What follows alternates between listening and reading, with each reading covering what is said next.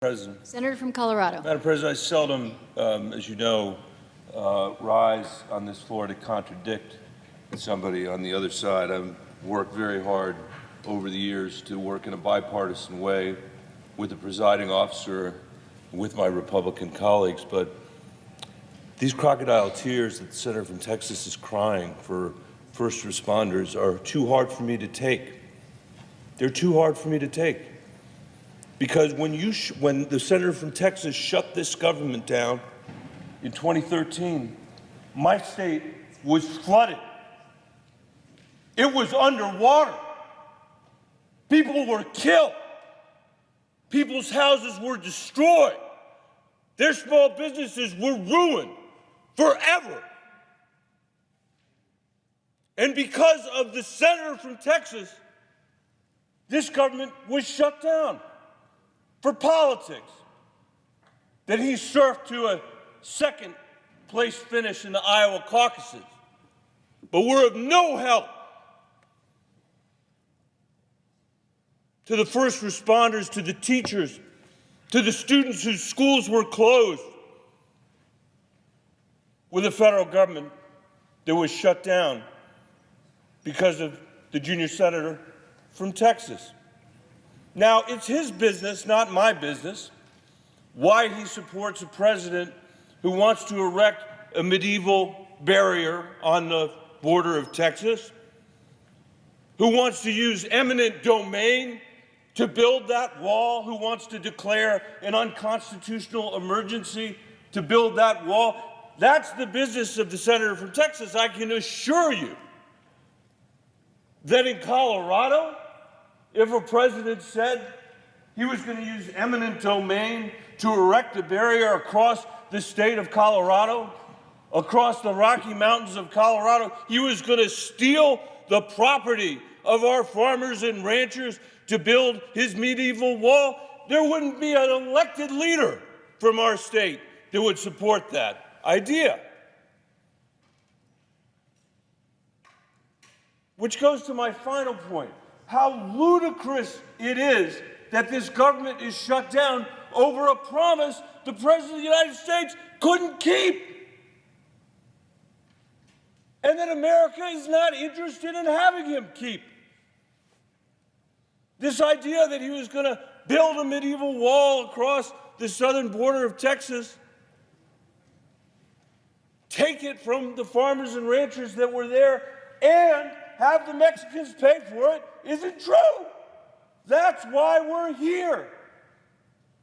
Because he's now saying the taxpayers have to pay for it. That's not what he said during his campaign. Over and over and over and over again, he said Mexico would pay for the wall. Over and over again. That was that. I was going to talk about what he said about the junior senator's father, but I'm going to let that alone. It was after that. And now we're here with the government shutdown over his broken promise while the Chinese are landing spacecraft on the dark side of the moon. That's what they're doing. Not to mention what they're doing in Latin America and with their One Belt, One Road initiative in Asia. That's what they're doing while we're shut down over a promise he never thought he would never keep and didn't keep. And finally, this idea that, I'm sorry to say, my colleague from Texas, and I respect him, he's obviously a very intelligent person, but this idea that Democrats are for open borders is gibberish. And it is proven by what the senator from Louisiana said, which is that time after time, we have supported real border security. Not a wall that the Mexico pays for, that gets you attentions at campaign rallies from some people in America, and it gets talked about on Fox News at night. In 2013, Senator from Texas didn't support it. I did.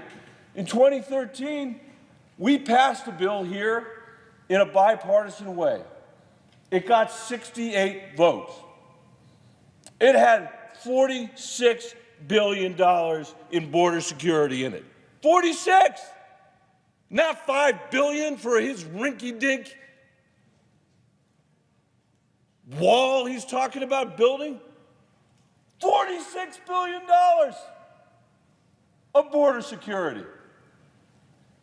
It had, to be precise about it, 350 miles of what the president now refers to as steel slats. By the way, America, do you hear him not calling it a wall anymore? Now it's steel slats. Now it's a border barrier. 350 miles of so-called steel slats was in that bill. You know what else was in that bill? I think, Madam President, I believe you voted for that bill. I'll tell you what else was in that bill. We doubled the number of border security agents on that border. They could practically hold hands on the border. There were so many border security agents in that bill.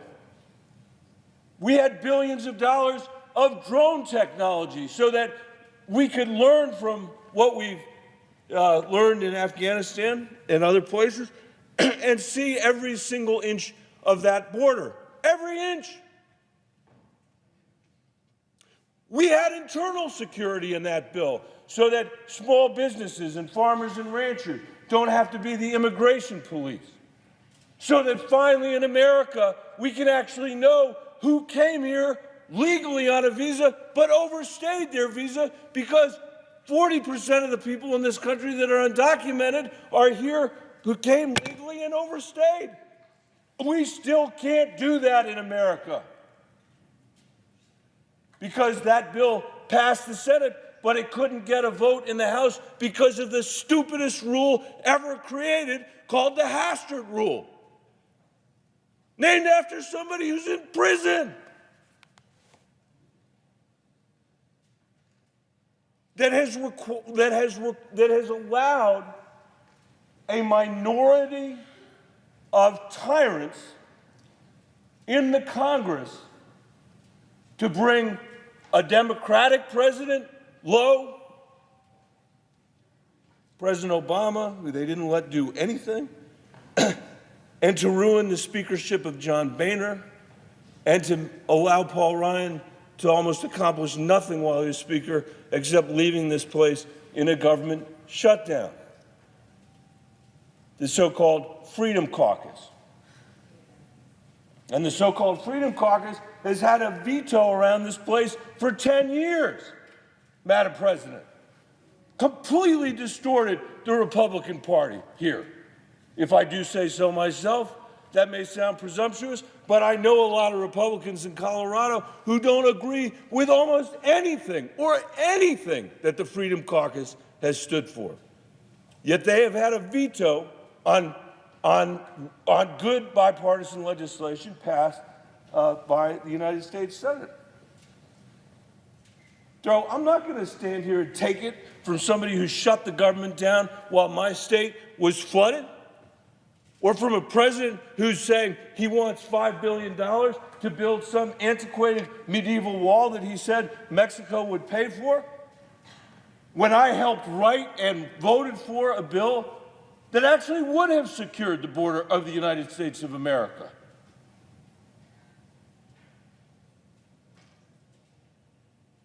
That would have secured our internal defenses as well. This is a joke.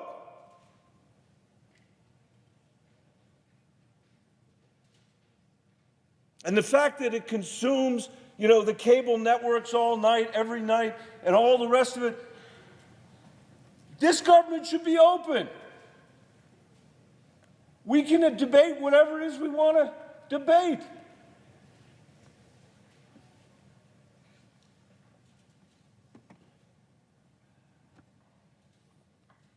Do you think that the Chinese don't know that we can't land a spaceship on the dark side of the moon? Do you think the Russians don't know that for the first time since John Glenn was sent up to orbit this planet, America cannot put a person into space without asking the Russians to do it? Do you think the rest of the world doesn't know that we're not investing in our infrastructure? That we're not investing in the young generation of Americans? That we're willing to lose the race for artificial intelligence to the Chinese? That we're going to break all of our longstanding alliances since World War II at a moment when China is rising?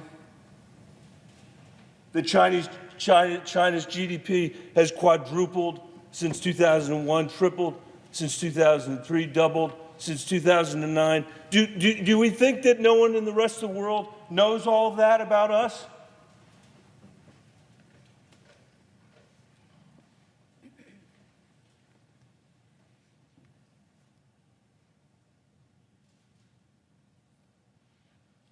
We should reopen this government, Madam President, today. We should open it today. And then what I hope much more than that is that we actually come together to figure out how we're going to govern this country again and stop playing petty partisan politics that are going to do nothing to educate the next generation of Americans, that are going to do nothing to fix the fiscal condition of this country. For 10 years, Madam President, I've heard the junior senator from Texas, I've heard the Freedom Caucus in the House of Representatives talk about how important it is to get the fiscal condition of our government fixed. In fact, that's been the pretext for shutdowns and for fiscal cliffs and for all this stuff that does nothing but denigrate our democratic republic. And now, Madam President, for the first time almost in history, it happened once before during the Vietnam War, for the first time almost in history, we are actually having our deficit shooting through the roof while unemployment is falling. Never happened before. And these are the people who called Barack Obama a Bolshevik and a socialist, and at the depths of the recession when we had a 10% unemployment rate, didn't lift a finger to do anything. They have now given us a fiscal condition where our deficit is going up while our unemployment rate is falling. Do you know how hard, Madam President, it is to accomplish that? Do you know how irresponsible you would have to be to accomplish that? Yet, that's what's been accomplished. When I was first here, it was actually a little after I was first here, I used to walk through Denver International Airport, which we're very proud of in Colorado. By the way, it is the most recent airport that's been constructed in America. While we've been closed, other airports around the world, new airports, have been open. Just while we've been closed. So Denver International Airport is the most recent airport in the country to be open. It was opened 25 years ago, a quarter of a century ago. And during moments like when the senator from Texas shut the government down while Colorado was underneath floods and people had lost all the things that I talked about earlier, their houses, their jobs, and their lives, I used to want to walk through that airport with a paper bag over my head because I was so embarrassed to be part of this. And I often wondered, Madam President, why anyone would, in their right mind, want to work in a place that has a 9% approval rate. In fact, I brought out a chart, two charts one day to the floor, one that showed that we hadn't always had the 9% approval rating, to remind people how far we had fallen in the public's estimation over the time that the senator from Texas and I have been here. And then I brought another chart out that looked at who else has a 9% approval rating. And I can't remember all of it. It's sort of been lost in the mist of time, but I do remember that the IRS had a 40% approval rating. There was an actress who had a 13% approval rating.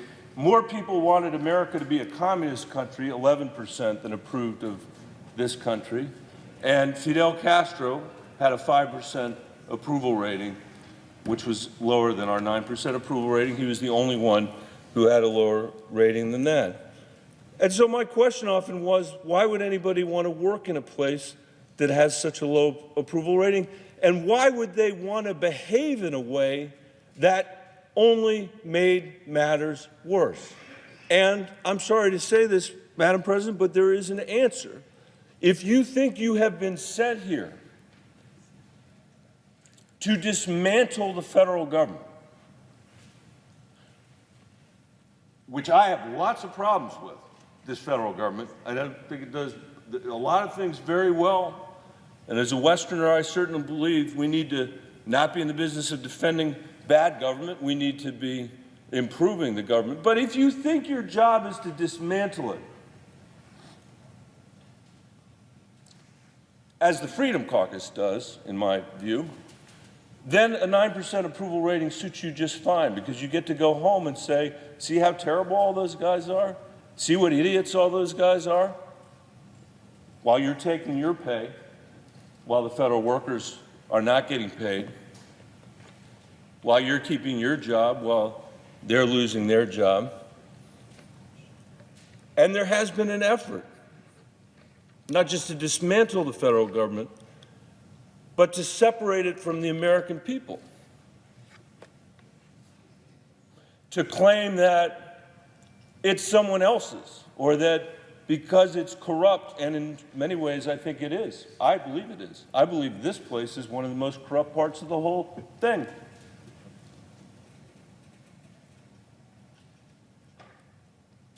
But because it's corrupt, or because it can't get its act together, or because it's too far away from the people, or because I would say because it's populated by a bunch of self-interested politicians who don't care about the priorities of the American people. But whatever the reason is, it's not separate.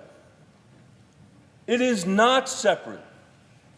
And the reason that's important is that we live in a democratic republic.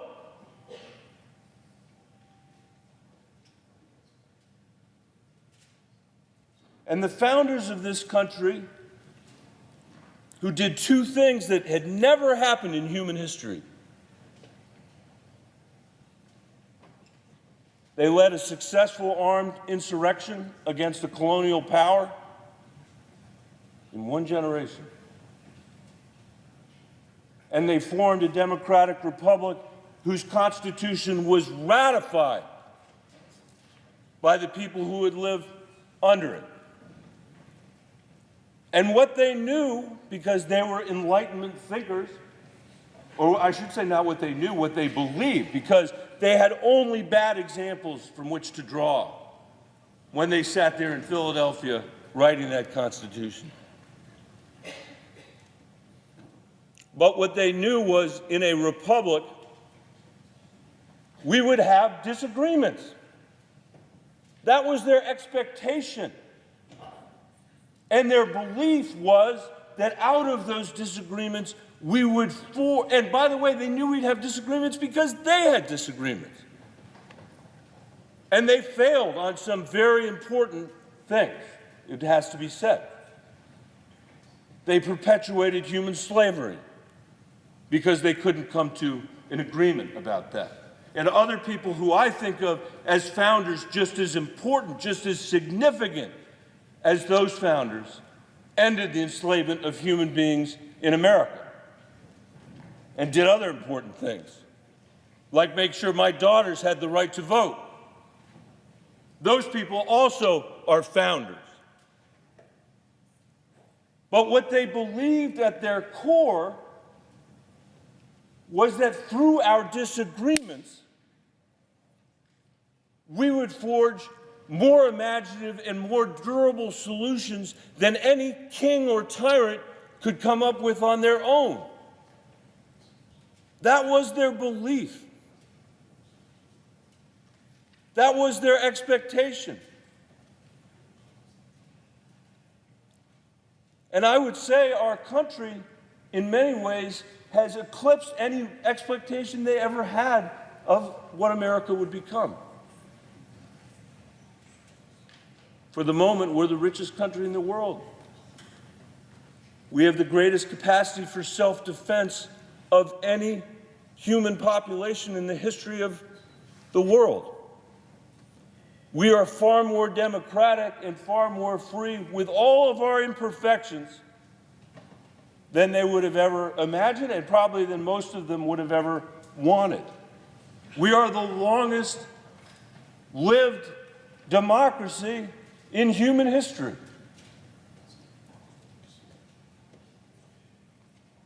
But for some reason, there is a generation of politicians in America today who don't think it's necessary to live up to the standard that they set, and that the standard lots of other people have set from the founding of our country 230 years ago until today. I don't even know what day it is anymore of this record-long shutdown. But the pretext for it is an invention. It's a creation of something in the president's mind. It was something we've learned from reading the press. There was a mnemonic device used during the campaign to remind him to talk about immigration in an effort to divide Americans from one another, instead of in an effort to bring us together. In an effort to turn what just 3 years ago was a bipartisan issue in the Senate, securing our southern border with $46 billion, into a cudgel to be wielded at campaign rallies. And in any case,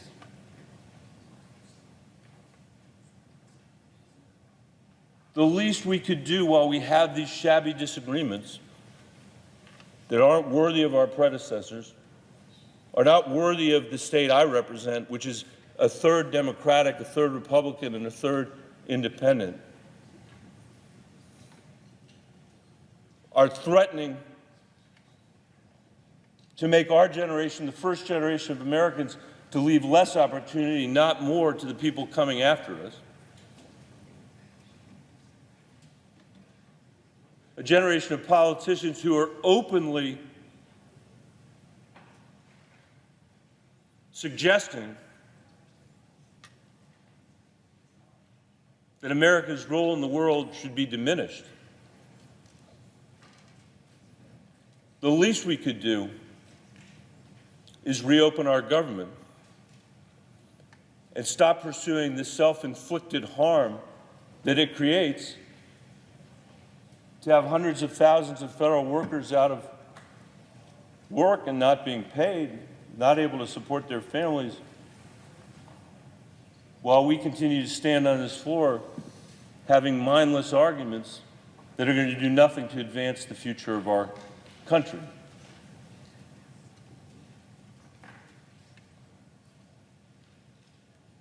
We shouldn't shut the government down, as it has been in this case, for a campaign promise the President, I'm sure, knew he could never keep. With that, Madam President, I yield the floor. Madam President.